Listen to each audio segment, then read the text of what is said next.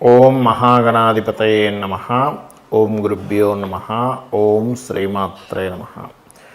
పరమేశ్వర స్వరూపమైనటువంటి జ్యోతిష, వాస్తు మరియు ఇతర అనేకమైనటువంటి శాస్త్రములను మాకు అందించినటువంటి మహర్షులకి నమస్కారం. హయగ్రీవ హయగ్రీవ హయగ్రీవేతియో వదేత్తస్స నిస్సరతే వాణి జహ్నుకన్యా ప్రవాహవత్. అరుణాం కరుణాతరంగితాక్షీం ధృతపాశాంకుశపుష్పబాణచాపాం అనిమాదిభిరావృతాం మయూకైః అహమిత్యేవ విభావయే భవానీం. శ్రీమాత్రే నమః.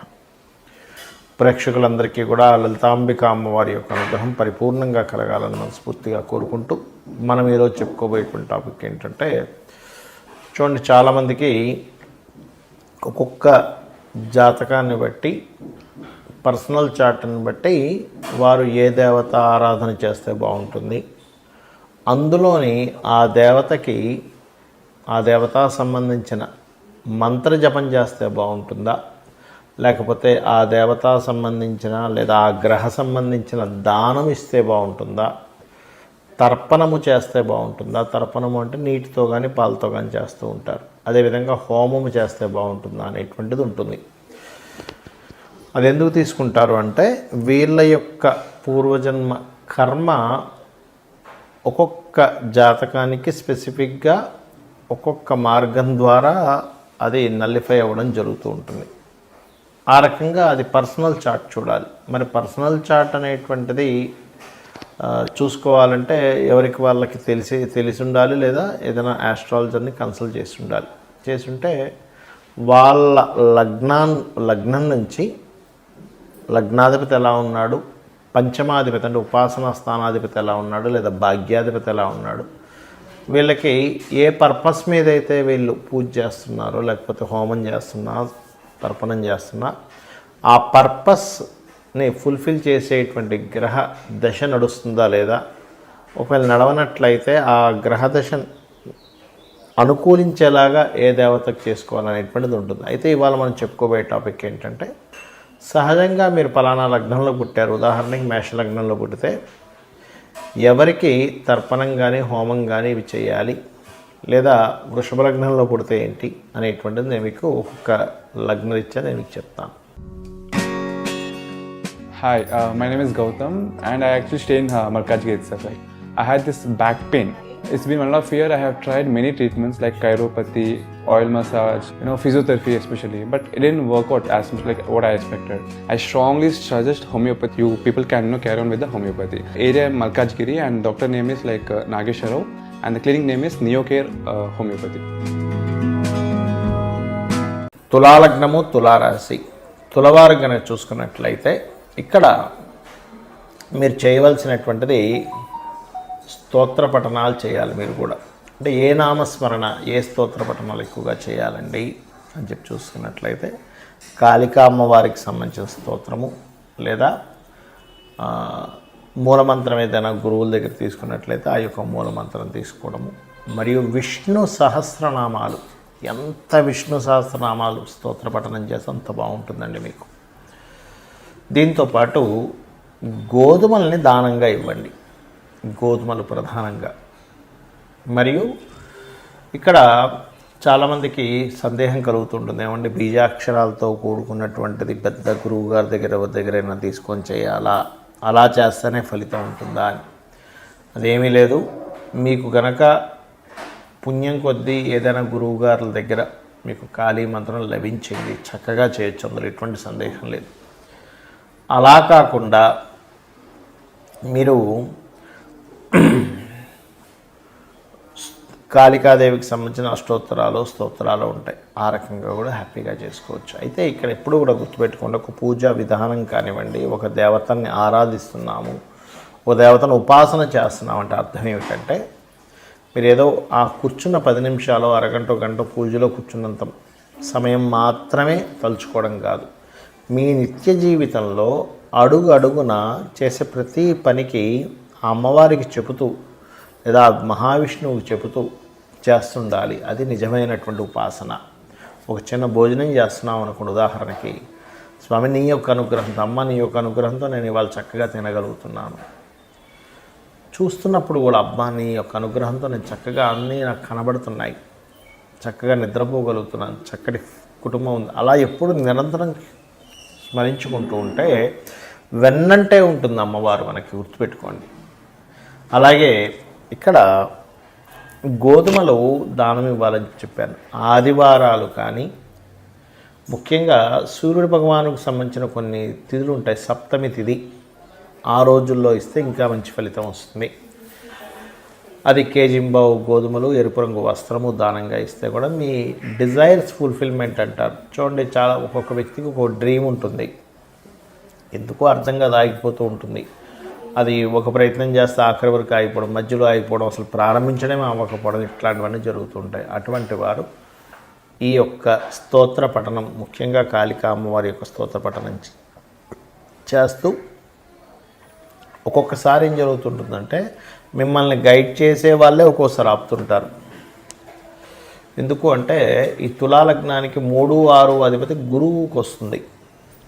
గైడ్ చేసే వాళ్ళే పాప సంబంధంగా మిస్గైడ్ అవుతూ ఉంటుంది వీళ్ళకి. అలాంటప్పుడు దత్త చరిత్ర పారాయణం కనుక చేసినట్లయితే ఖచ్చితంగా మీరు ఆ యొక్క ఇబ్బంది నుంచి బయటపడడం జరుగుతుంది. మరి కొంతమందికి జన్మజాతకం ఉండదు, వాళ్ళ డేట్ ఆఫ్ బర్త్లు తెలియదు, వాళ్ళ లగ్నం తెలియదు, వాళ్ళ రాశి కూడా తెలియదు. అప్పుడు ఏం చేయాలి? జనరల్గా చేసుకునేవి కొన్ని ఉంటాయి, జన్మజాతకం తెలిసి వాళ్ళు తీసుకునే దీన్ని బట్టి ఉంటుంది. ఇది 2 రకాలుగా ఉంటుంది. ఒకటి మీకున్న సమస్యని బట్టి, రెండవది మీకు సమస్య కాకుండా జనరల్గా చేసుకునేటువంటి పద్ధతి. నేను 2 విషయాలు చెప్తాను. ఒకటి, నిత్యము సూర్య నమస్కారాలు చేసుకోవడం. నిత్యము సూర్య నమస్కారం చేసుకుంటూ సూర్యుడికి అర్ఘ్యం వదలడం. ఇక్కడ 3 విషయాలు ఎట్ ఎ సేమ్ టైం ఇక్కడ 3 విషయాలు ఒకటేసారి జరుగుతాయి. ఎలాగా అంటే, ఒకటి, సూర్యుడిని స్తోత్రిస్తున్నాము ఆదిత్య హృదయంతో, సూర్యభగవాన్ని నమస్కరిస్తున్నాము. సూర్యుడు అగ్నిస్వరూపం, అంటే సూర్యుడిని నమస్కరిస్తున్నామంటేనే ఒక హోమం చేస్తున్నట్టుగా, యజ్ఞం చేస్తున్నట్టుగా, సూర్యుడికి నీళ్ళు వదులుతున్నామంటే తర్పణం జరుగుతున్నట్టుగా. దీంతో పాటు మీరు ఆదివారం నాడు కానీ సప్తమి వచ్చినప్పుడు కానీ సూర్యుడి యొక్క నక్షత్రాలు అంటే కృత్తిక, ఉత్తర, ఉత్తరాషాఢ ఈ నక్షత్రాల్లో కానీ మీరు గోధుమలు దానంగా ఇచ్చినట్లయితే, మీ జన్మజాతకం తెలియదు కాబట్టి 4 విషయాలు చేస్తున్నారు. దానం ఇస్తున్నారు, సూర్య నమస్కారం చేసుకుంటున్నారు, అర్ఘ్యం వదులుతున్నారు, స్తోత్రపారాయణం చేస్తున్నారు ఆదిత్య హృదయం. దీనివల్ల ఏమవుతుంది అంటే, మీకు ఏదైతే పూర్వజన్మల్లో చేసినటువంటి కర్మ ఒకవేళ నెగటివ్గా వస్తున్నట్లయితే, ఆ నెగటివ్గా వస్తున్నటువంటి కర్మ అది అక్కడికి అట్లా ఏదైతే ఆ ప్రభావం చూపిస్తూ మీకు ఇబ్బంది కలుగుతుందో ఆ ప్రభావం అనేటువంటి తగ్గుతుంది. ఇక రెండవది, లలితా సహస్రనామాలు మరియు పితృదేవత సంబంధించిన ఆరాధన. అంటే ఎలాగండి? మీకు డేట్ ఆఫ్ బర్త్ టైం ఏమీ తెలియదు, అప్పుడు ఏం చేయాలంటే, దేవీ భాగవతంలో అమ్మవారే స్వయంగా చెప్పినటువంటి తిథులు కొన్ని ఉన్నాయి. దాని తర్వాత ఇంకో 2 తిథులు కొంతమంది పెద్దవాళ్ళు చేర్చారనుకోండి. అవి ఏమిటి అంటే, ఒకటి చతుర్దశి, అష్టమి, నవమి. ఈ 3 తిథుల్లో నా యొక్క అనుగ్రహం అంటే అమ్మవారి యొక్క అనుగ్రహం చాలా దగ్గరగా ఉంటుందట. ఆ సమయంలో ఎవరైతే దేవీ భాగవత పారాయణం కానీ, చండీ సప్తశతి కానీ, ముఖ్యంగా లలితా సహస్రనామాలు కానీ ఎవరైతే పఠనం చేస్తారో, అంటే బాగా తీవ్రమైనటువంటి కష్టంలో ఉన్నారు, లేకపోతే బాగా తీవ్రంగా ఆగిపోయింది ఏదైనా ఒక విషయం, రోజుకి 27 సార్లు కనుక ఈ తిథుల్లో కనుక చేయగలిగితే మీకున్నటువంటి పూర్వజన్మ పాపకర్మ దగ్ధం అవుతుంది. దాని ద్వారా మీరు ఇప్పుడు అనుకున్న సంకల్పం నెరవేరుతుంది. మరియు మొత్తం 5 తిథులు అన్నారు కదండి, 3 చెప్పారు కదా అంటే, తర్వాత చేరినటువంటివి అమావాస్య, పౌర్ణమి కూడా. అమావాస్య, పౌర్ణమి చేస్తే కూడా ఈ యొక్క అమ్మవారి అనుగ్రహం చాలా త్వరగా చాలా ఎక్కువగా వస్తుంది. ఇక పితృదేవత సంబంధించింది కూడా చేయాలని చెప్పాను. అదేమిటి అంటే, ముఖ్యంగా అమావాస్యల సమయంలో కానీ మీ యొక్క పితృదేవతలకు సంబంధించిన తిథుల్లో కానీ మీరు అంటే వాళ్ళు గతించినటువంటి తిథుల్లో కానీ మీరు స్వయం పాకము అంటారు. అంటే 1 కిలోనో 2 కిలోలో 5 కిలోలో మీకు తోచినంత మీ స్తోమతను బట్టి బియ్యము, 2 రకాల కూరగాయలు, 2 రకాల పప్పులు, ఉప్పు, చింతపండు, మిరపకాయలు, ఈ రకంగా వండుకునేటువంటి సామాగ్రి ఏదైతే ఉంటుందో ఒక వ్యక్తి చక్కగా ఇంట్లో వంట వండుకోవడానికి గల సామాగ్రిని మీరు మీకు దగ్గరలో ఆలయంలో ఉన్నటువంటి పురోహితులకి పితృదేవతల కోసం అన్నట్టుగా ఇచ్చినట్లయితే ఇది కూడా మీ జన్మజాతకంలో ఏదైతే రుణరోగ శత్రు సంబంధించినటువంటి భావం బాగా యాక్టివేషన్ అయి మీరు ఇబ్బంది పడుతున్నటువంటి అంశము చేత్తో తీసేసినట్టుగా ఆ యొక్క ప్రాబ్లం అనేటువంటిది తగ్గుతుంది. అయితే ఇది చాలామంది ఎన్నిసార్లు చేయాలండి అని అడుగుతూ ఉంటారు. ఒకటే గుర్తుపెట్టుకోండి, నిరంతరము చేయండి.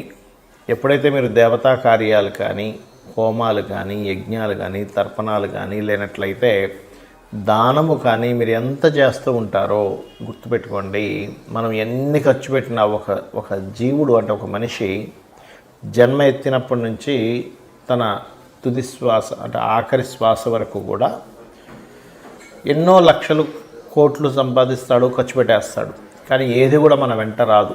కేవలం భగవత్ సంబంధించినటువంటిది పరోపకారం చేసినటువంటి పరోపకారంగా ఉపయోగించిన ధనం సంబంధించిన పుణ్యము మాత్రమే మన వెంట వస్తుంది. ఇది గుర్తుపెట్టుకోండి. కాబట్టి లేదా గోసేవ, గోవులకు వెళ్ళి సేవ చేస్తే కూడా అది పుణ్యంగా వస్తుంది. కాబట్టి ఇది చేయండి. ఖచ్చితంగా మీకు మీ జాతకంలో ఏ దశ నడుస్తుంది, ఏ అంతర్దశ నడుస్తుంది, గోచారంలో ఎలా ఉంది, ఇవేమీ మీరు కంగారు పడాల్సిన అవసరం లేదు. మీకు తెలియకుండానే సకల దేవతల యొక్క అనుగ్రహము, ఆ లలితాంబిక అమ్మవారి యొక్క అనుగ్రహం మీకు కలుగుతుంది. శ్రీమాత్రే నమః.